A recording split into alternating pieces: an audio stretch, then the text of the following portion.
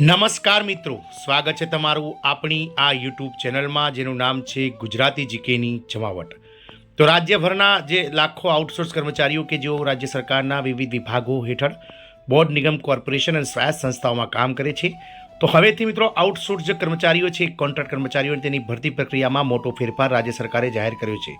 આ રાજ્ય સરકાર દ્વારા હવે આઉટસોર્સ અને કોન્ટ્રાક્ટ કર્મચારીઓની ભરતી પ્રક્રિયામાં પણ મેરિટના આધારે પસંદગી કરવામાં આવશે તેવું મહત્વની જાહેરાત ગતરોજ રાજ્યના મુખ્યમંત્રી દ્વારા કરવામાં આવી હતી। જાણીએ વિડીયોમાં વિગતવાર કે કઈ રાજ્ય સરકાર દ્વારા પોતાના રાજ્યના વિવિધ વિભાગોમાં આઉટસોર્સ કર્મચારીઓની ભરતી માટેની પ્રક્રિયામાં મોટો ફેરફાર કરાયો છે, તેને લઈ અને મિત્રો આ વિડીયોમાં વિગતવાર ચર્ચા કરીશું।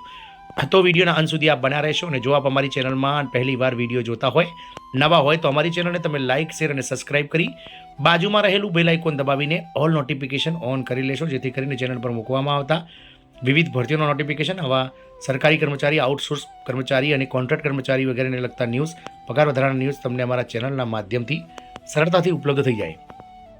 તો વાત કરીશું મિત્રો લાખો આઉટસોર્સ કોન્ટ્રાક્ટ કર્મચારીઓ આનંદો, કારણ કે આઉટસોર્સ જે કર્મચારીઓ છે તેની ભરતી પ્રક્રિયામાં રાજ્ય સરકારે મોટો ફેરફાર જાહેર કર્યો છે। હવેથી આ રાજ્ય સરકાર દ્વારા પસંદગી જે આઉટસોર્સ કર્મચારીઓની મેરિટના આધારે થશે। ભરતી પ્રમાણેમાં મોટો ફેરફાર કરવામાં આવ્યો છે। વાત કરીશું ઉત્તરાખંડની, તો ઉત્તરાખંડમાં કૌશલ્ય વિકાસ વિભાગ દ્વારા આઉટસોર્સિંગ દ્વારા કરવામાં આવતી ભરતી પ્રક્રિયાના નિયમોમાં મોટો ફેરફાર કરવામાં આવ્યો છે। હવે અહીં આઉટસોર્સ અને કોન્ટ્રાક્ટ કર્મચારીઓની ભરતીમાં પણ મેરિટ સિસ્ટમ લાગુ કરવામાં આવશે। ભરતી અંગે વિભાગોને ઘણા વિકલ્પોની સુવિધા પણ આપવામાં આવી છે। વાત કરીશું તો જે વ્યવસ્થા છે તેને લઈ અને મિત્રો ઉત્તરાખંડ સરકાર દ્વારા અતિ મહત્વની જાહેરાત કરાઈ છે, જેમાં ઉત્તરાખંડ સરકાર દ્વારા જે કૌશલ્ય વિભાગ છે તેને ભરતીના નિયમોના ફેરફાર કરવામાં આવે છે। કૌશલ્ય વિભાગ સચિવ શ્રી સી રવિશંકર દ્વારા જારી કરાયેલ આદેશમાં નવી વ્યવસ્થાનો મંજૂરી આપવામાં આવી હતી। આદેશમાં આઉટસોર્સ ભરતીમાં વિભાગોની માંગ પર નવા વિકલ્પો આપવામાં આવ્યા છે। આ અંતર્ગત વિભાગને હવે આઉટસોર્સ પોસ્ટ પર ભરતી માટે પસંદગી પ્રક્રિયામાં યોગ્યતાના આધારે પસંદગીનો વિકલ્પ આપવાનો અધિકાર હશે।